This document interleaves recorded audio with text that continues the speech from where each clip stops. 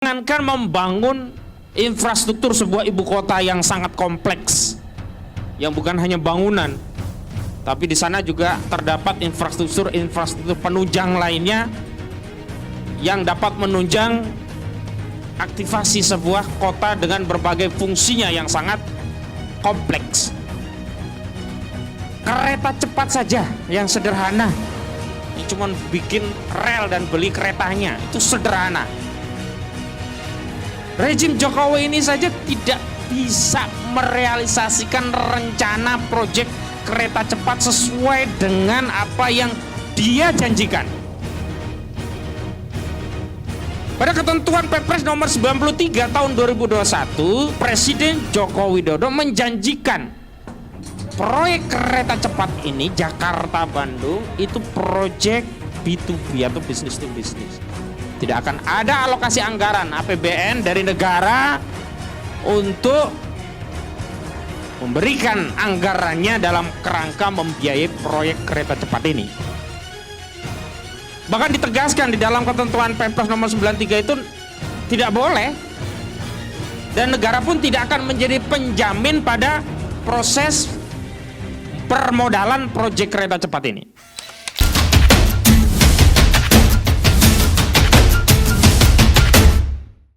Bismillahirrahmanirrahim. Assalamualaikum warahmatullahi wabarakatuh.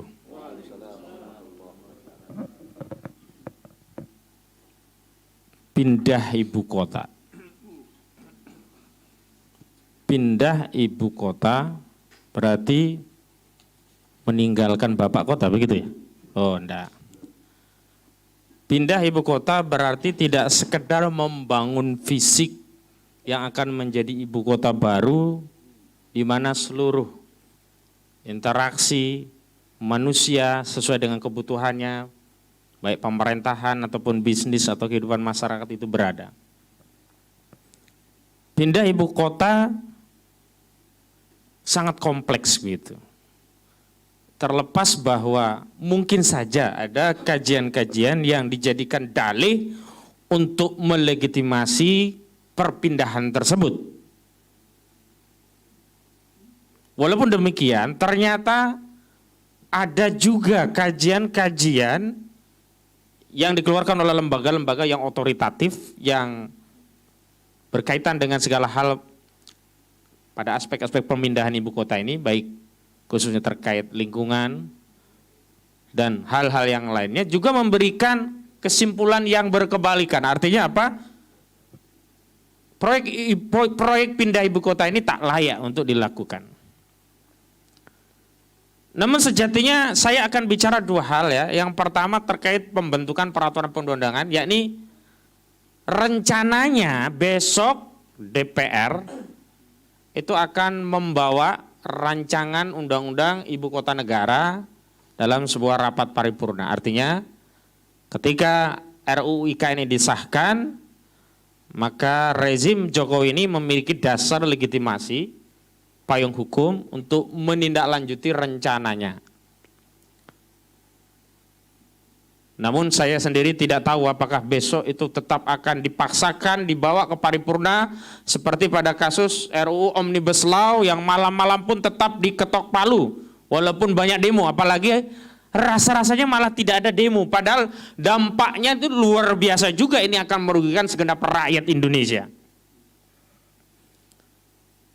Evaluasi sedikit saja sebenarnya, apakah layak pemerintah saat dipindah ibu kota? Saya tidak masuk kepada kajian tentang apakah urgen atau seterusnya, apakah layak atau seterusnya, nanti akan ada kajian terhadap itu, tapi saya ingin mengutip satu contoh sederhana saja. Jangankan membangun infrastruktur sebuah ibu kota yang sangat kompleks, yang bukan hanya bangunan, tapi di sana juga terdapat infrastruktur penunjang lainnya yang dapat menunjang aktivasi sebuah kota dengan berbagai fungsinya yang sangat kompleks. Kereta cepat saja yang sederhana, yang cuma bikin rel dan beli keretanya, itu sederhana. Rezim Jokowi ini saja tidak bisa merealisasikan rencana proyek kereta cepat sesuai dengan apa yang dia janjikan.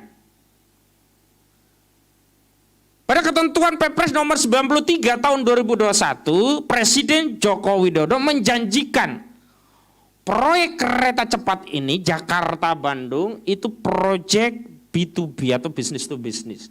Tidak akan ada alokasi anggaran APBN dari negara untuk memberikan anggarannya dalam kerangka membiayai proyek kereta cepat ini.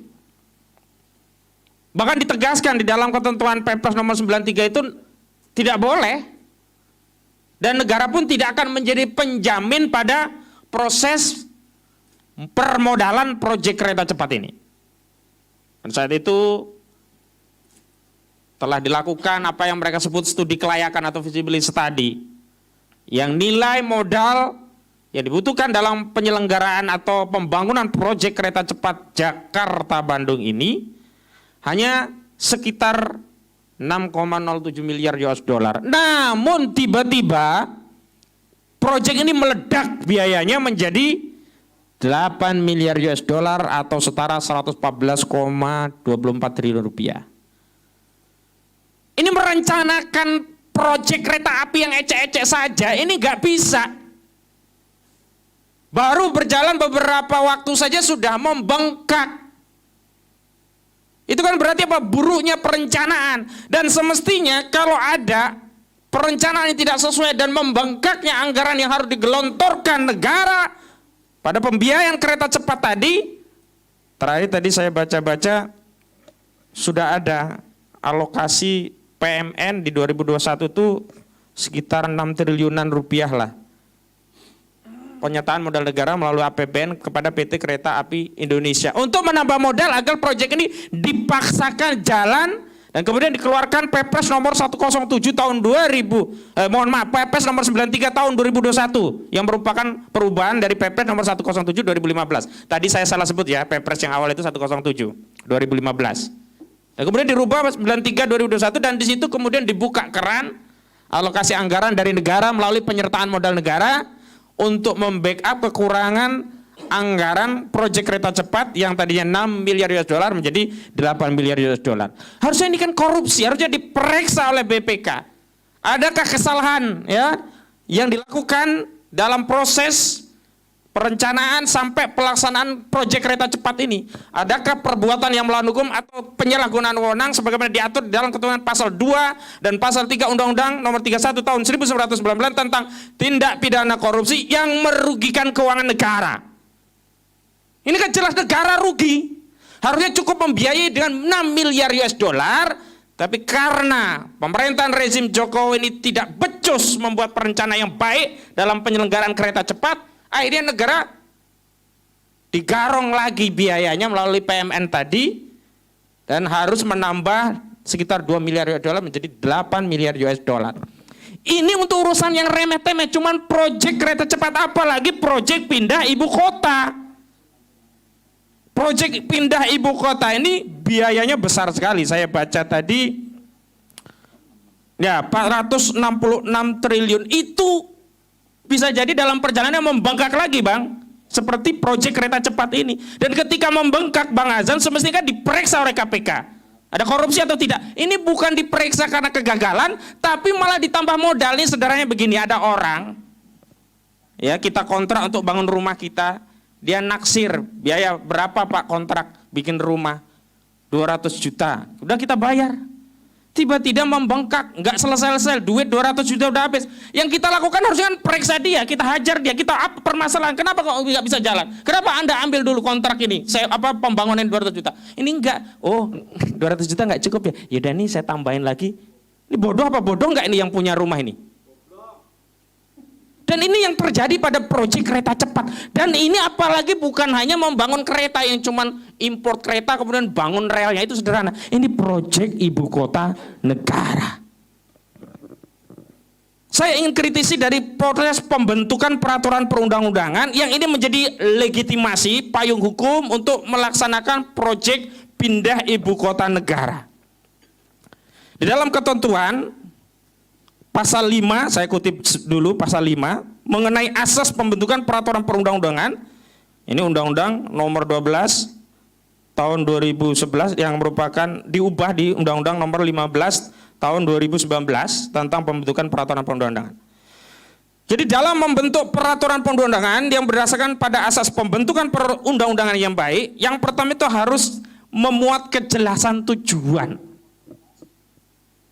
Pindah ibu kota itu tujuannya apa? Jelas. Apakah untuk mengurai kemacetan atau beban ibu kota dan seterusnya. Sementara banyak juga studi yang mengatakan Jakarta masih layak untuk menjadi ibu kota negara dan belum diperlukan untuk memindahkannya dengan alasan apapun. Yang lucu begini, kota-kota penyangga Jakarta itu dibangun berbagai infrastruktur termasuk proyek kereta cepat Jakarta-Bandung untuk mengurangi beban Jakarta selaku ibu kota.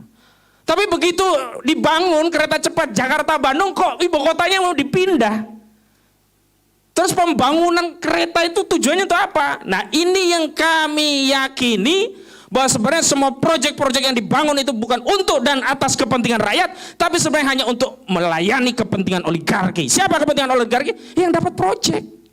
Kalau orang dapat proyek, dia dapat biayanya, dapat bayarannya. Terserah jalan mau kepake enggak, terserah kereta jadi apa enggak, baru masuk, terserah nanti ibu kota itu jadi atau tidak. Yang penting proyek jalan, yang penting saya dapat menang tender, yang penting saya dapat untung. Dan proyek IKN itu akan melayani banyak kepentingan oligarki, termasuk orang-orang yang sudah punya tanah di sana. Ini Bang Edi mau berburu lahan nggak? Mumpung belum dipindah ke sana, lumayan. Modal 1 juta perak nanti naik jadi 10 juta perak, kan untung beliung itu. Dan diketahui, saya tidak mau menyebut orangnya, sumbernya, tapi sejumlah taipan-taipan sudah menguasai wilayah baru yang akan dijadikan ibu kota negara. Berarti ini kan sama saja mau kasih untung beliung kepada oligarki itu, tapi dengan memeloroti APBN. Kenapa? Karena anggaran ibu kota negara itu dibiayai melalui APBN. Oke, ada pembiayaan swasta, utang dan sebagainya, tetap saja nanti yang akan menanggung adalah APBN. APBN sumbernya pajak dari rakyat, rakyat pula yang akhirnya mendapatkan getah dari proyek yang melayani kepentingan oligarki. Lalu manfaatnya buat rakyat apa? Jangankan ibu kota negara, nih sudah banyak di dalam catatan kami berbagai proyek-proyek ya legasi politik Joko Widodo yang gagal. Contoh yang pertama, proyek bandara Kertajati di Majalengka yang nirfungsi, terakhir malah cuman buat apa itu, Ustaz? Selfie saja, buat gudang pesawat gitu loh, bengkel pesawat. Ini anggarannya besar tapi nirfungsi, manfaatnya tidak jelas. Loh, ini korupsi kalau dalam perspektif Undang-Undang Tipikor. Tapi kenapa saudara Joko Widodo tidak diperiksa oleh KPK? Jangankan saudara Joko Widodo, anaknya sekarang saja ya sudah dilaporkan, Kaisang sama si Gibran, belum juga diperiksa-periksa. Malah pelapornya yang dilaporkan polisi. Hancur negara ini. Katanya dulu ada Pepres dapat 200 juta rupiah kalau orang mau melaporkan tindak pidana korupsi. Lah ini orang melaporkan harusnya kan kasih 200 juta perak gitu kan. Tapi yang terjadi apa? Dilaporkan, dipolisikan. Dengan ketentuan pasal 317 KUHP, dituduh membuat laporan palsu. Lah wong belum diverifikasi apakah asli atau tidak kok sudah dituduh palsu. Luar biasa. Ada lagi Pelabuhan Patimbang di Subang, itu juga fungsinya, manfaatnya itu tidak maksimal, biayanya gede. Bahkan kereta cepat tadi Faisal Basri menyebut BEP-nya, break even point-nya itu sampai 139 tahun baru balik modal BEP. Belum untung itu. Nah, belum untung. Ya mungkin saja nunggu Presiden Jokowi sampai 139 tahun memimpin Indonesia biar dapat. Maka ini menjadi alasan, ya saya harus 3 periode atau minimal diundur pemilu sampai 2027 biar semua janji saya bisa ditunaikan. Nah, cara untuk menunaikan janji itu apa? Dengan membuat janji baru. Nah, begitu. Takbir. Nah, di dalam asas pembentukan tadi yang pertama adalah adanya kejelasan tujuan. Kejelasan tujuannya untuk apa ini? Rakyat yang mana yang butuh ibu kota pindah? Kalau nyatanya proyek-proyek infrastruktur yang dibangun oleh negara justru merugikan rakyat, membebani APBN, yang untung adalah para oligarki yang bermain di proyek-proyek infrastruktur. Lantas apa urgensinya memaksakan pindah ibu kota di tengah derita rakyat yang baru saja kena pandemi? Uang 400 triliunan tadi kan lebih baik untuk membangun ekonomi kita yang mulai melemah karena pandemi begitu. Ini rakyatnya sakit, pemerintahnya sibuk mindahin ibu kota. Dan tidak jelas juga apakah ada fungsi nantinya. Jangan-jangan nanti seperti Bandara Kertajati. Nanti di sana bukan jadi bengkel pesawat, mungkin bengkel cebong mungkin di sana ya kalau nanti mangkrak ibu kota baru tadi.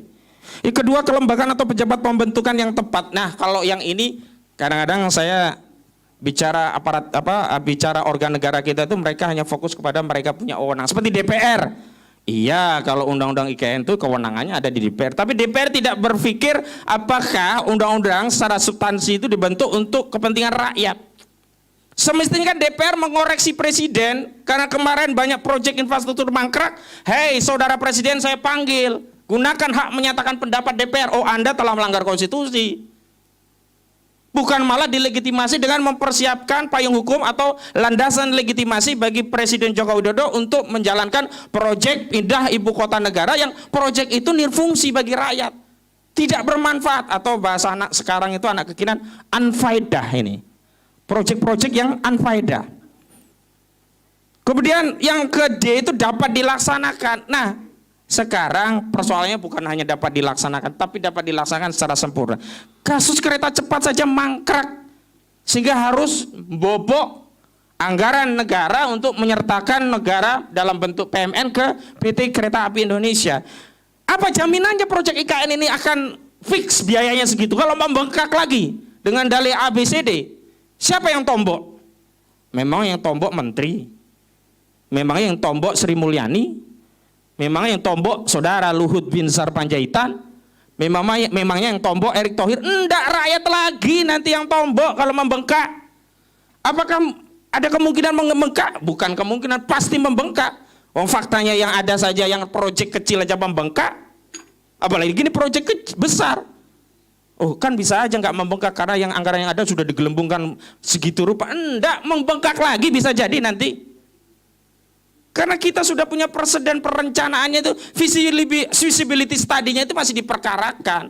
Beberapa anggota DPR juga masih memperkarakan. Tapi sayangnya kembali lagi, saya sekeras-kerasnya kritik dari anggota DPR, tetap saja mereka harus tunduk pada hukum besi parlemen. Ketika suara mayoritas partai itu mendukung, ya selesai. Partai-partai yang kritis ini tidak berdaya pula. Makanya kita harus bersuara. Sekarang nggak bisa kita menyerahkan ya urusan kita rakyat ini kepada partai-partai, karena nyatanya mereka juga tak berdaya melawan oligarki. Kemudian selanjutnya ada kejelasan rumusan. Yang menjadi soal adalah saya mendengar beberapa rincian dalam pelaksanaan projan ini yang harusnya penting untuk dituangkan dalam materi muatan undang-undang itu nanti akan diatur ulang melalui Pepres. Jadi hanya semacam ngasih cek kosong undang-undang ini. Nanti Pepresnya itu yang akan mengatur dalam bentuk rincian. Kan mengerikan ini. Nanti pelaksanaannya kan terserah Pepres. Kalau Pepres kan nggak ada kontrol legislatif lagi. Pepres itu produk legislasi milik eksekutif, jadi milik presiden. Jadi suka-suka presiden nanti menuliskan pasal-pasalnya nanti. Dan sampai hari ini pun akses tentang RUU ini belum bisa diperoleh oleh seluruh masyarakat. Jadi tidak ada keterbukaan dalam perencanaan proyek pindah ibu kota negara. Ini yang menjadi soal. Bukan masalah rencana yang tidak diketahui, tapi substansinya semuanya tidak semua diketahui, semuanya itu masih menjadi rahasia DPR di parlemen. Dan karena itu kita perlu mempertanyakan ulang tentang masalah-masalah tersebut. Misalkan dicatat sejumlah aktivis menyatakan, nanti ada rinciannya, Bung Muhammad Ishak nanti merinci, ada 4 poin utama yang menjadi soal secara substansi dalam pindah ibu kota negara ini. Yang pertama, pemindahan ibu kota negara akan sangat membebani APBN dalam jangka panjang sehingga yang akan dirugikan adalah rakyat. Sederhananya APBN itu yang akan membiayai. APBN itu sumbernya dari pajak, pajak itu dari rakyat. Jadi ini yang untung beliung, yang bancakan proyek nanti para oligarki. Oligarki lahan untuk pengadaan lahannya, oligarki pemilik proyek infrastruktur, oligarki sarana prasarana, oligarki berbagai utility yang diperlukan dalam pembangunan ibu kota dan sebagainya. Dan tentu mereka sudah siap nih bagi-bagi proyek di antara mereka. Yang kedua, pemindahan ibu kota negara akan semakin merusak ekologi Kalimantan Timur yang saat ini sudah sangat parah akibat kegiatan penambangan, perkebunan, dan industri kayu. Jadi batu bara itu sudah banyak merusak di Kalimantan Timur. Nah nanti dengan proyek baru ini semakin terkikis lingkungan yang ada di Kalimantan Timur. Jadi kalau tadinya banjir hanya karena batu bara, nanti tambah lagi potensi banjir di Kalimantan Timur dengan adanya proyek ibu kota baru ini. Kemudian yang ketiga, pemindahan ibu kota negara merupakan proyek yang syarat dengan kepentingan para pemilik modal atau cukong kapitalis tadi yang saya sebutkan. Jadi kalau logikanya ini proyek, maka mereka tidak berpikir apakah anggaran negara mencukupi atau tidak, apakah prioritas negara saat ini untuk proyek itu atau untuk yang lain, apakah ada manfaat atau benefit dari proyek tadi untuk masyarakat. Tidak, yang penting proyek jalan, dapat biaya, dapat untung. Mau mangkrak enggak terserah, sama seperti proyek Bandara Kertajati. Siapa yang untung dengan adanya proyek Bandara Kertajati? Ya kontraktor-kontraktornya. Negara yang rugi, rakyat yang menjadi korban. Tapi aneh, ini kan harusnya temuan KPK, ini harusnya korupsi. Kenapa kok korupsi ini mudah sekali diselesaikan dengan cara pengalihan fungsi daripada bandara yang seharusnya menjadi tempat untuk terbang dan mendaratnya pesawat terbang. Nah sekarang hanya menjadi tempat bengkel pesawat terbang dan selfie malahan.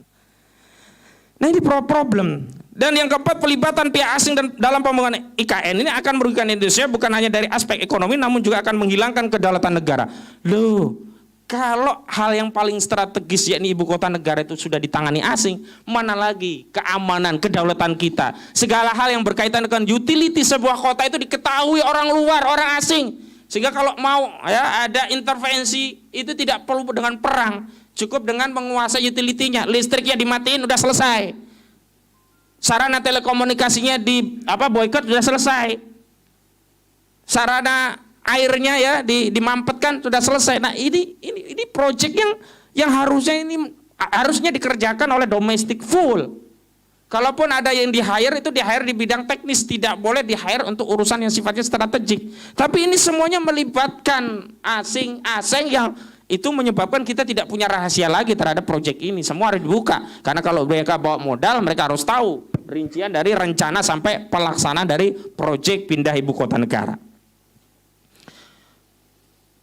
Hadirin sekalian yang dirahmati oleh Allah Subhanahu wa taala, kami di sini koalisi persaudaraan dan advokasi umat dengan sejumlah tokoh tentu berkewajiban untuk menyampaikan kritik dan memberikan argumentasi agar proyek yang hanya untuk melayani kepentingan oligarki ini bisa dibatalkan. Ada Bang Edi Mulyadi, ada nanti Bang Azam Khan juga akan menyampaikan. Tapi prinsipnya KPAU malam ini nanti di akhir acara akan menyampaikan pernyataan hukum yang substansinya adalah menolak proyek IKN ini. Dan saya harapkan segenap rakyat Indonesia untuk ikut juga bersuara. Karena dampaknya itu bukan hanya satu atau dua orang, tapi seluruh rakyat pembayar pajak nanti akan terbebani dengan proyek yang substansinya hanya melayani kepentingan oligarki. Karena itu sekali lagi kita akan meneguhkan komitmen pandangan hukum dan juga berbagai kajian yang pada pokoknya simpulannya nanti kita akan menyampaikan penolakan proyek pindah ibu kota yang digagas oleh rejim Jokowi yang rencananya besok RU-nya akan dibawa ke paripurna oleh anggota DPR. Demikian dari saya, billahi taufiq wal hidayah wal afu minkum. Wassalamualaikum warahmatullahi wabarakatuh.